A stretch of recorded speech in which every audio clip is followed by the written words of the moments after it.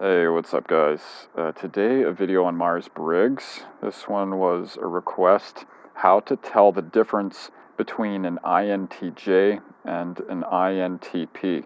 It's a very good question because on the surface, they very much seem the same.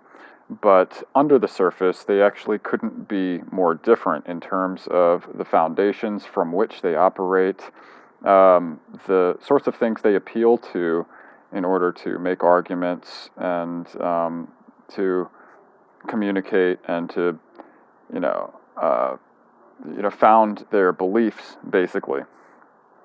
So the INTJ, if we think about this in general brain hemisphere terms, the INTJ is basically the left-brained version of the INTP. And that's a generalization. Anyone can achieve balance between the two hemispheres, and whether or not, when we speak of the brain hemispheres, that refers to something that we can test or not. It's a concept, it's an idea for a reference point, right? Left brain people being a little more analytical and systematic and appealing to an objective structure of some sort from which to base their information, whereas right-brained people are more independent in their thought and more invested in their intuition as the primary source for perception and judgment. So the INTJ is that more left-brained type, will appeal to some logical, scientific, objective structure. The INTJ is often thought of as a very scientific type thinker, whereas the INTP is more intuitive, is maybe a little more, I wouldn't say feeling oriented, just a little more subjective in the logical structure that they choose to accept as their framework from which to make judgments about things. But for the INTP, it's a little more open. Their basis for their reality is a little more subject to change, generally speaking, based on the available data and based on how their sort of value structure has been developed over the course of their life. They're a little more interested in self-work, INTPs.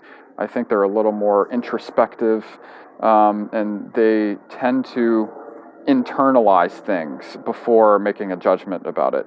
The INTJ, I think, is more prone to accepting things as a matter of fact, taking the basis for reality for granted, such as the scientific method on which to found empirical information, but also other types of information. I think you'll hear in their communication style, INTJs speaking in a more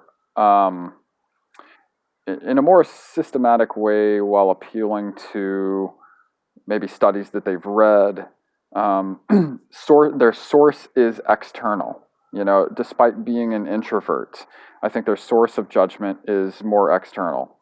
And that's very much reflected in their secondary extroverted thinking function, where one of the main characteristics of that function is that you take a value structure that is external to yourself for granted, and you try to fit everything you know into that to make sense of it, while the INTP has a secondary extroverted intuition function, which is more intuitive, and their introverted thinking primary or dominant function is really that sort of subjective structure that they choose, which may change from case to case in order for them to sort of orient and make sense of the information that's coming in.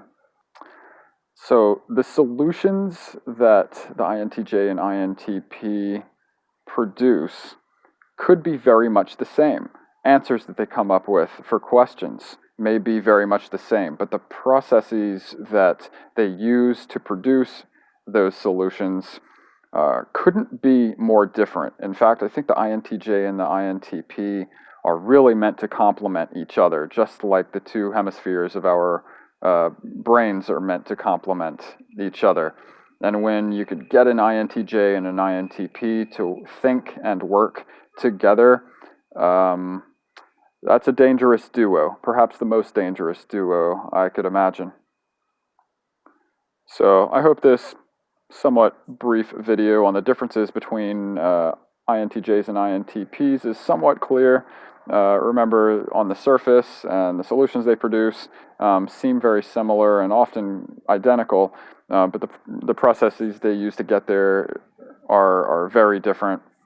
They're complements for each other, and you really have to kind of break that surface layer, being that they're both introverted and tend to be very introverted, especially early in life before they sort of start to open up socially. I think one similarity is that they both tend to live their lives in reverse, socially speaking. They tend to be more reclusive earlier in life, tend to open up and become a little more extroverted as they get older.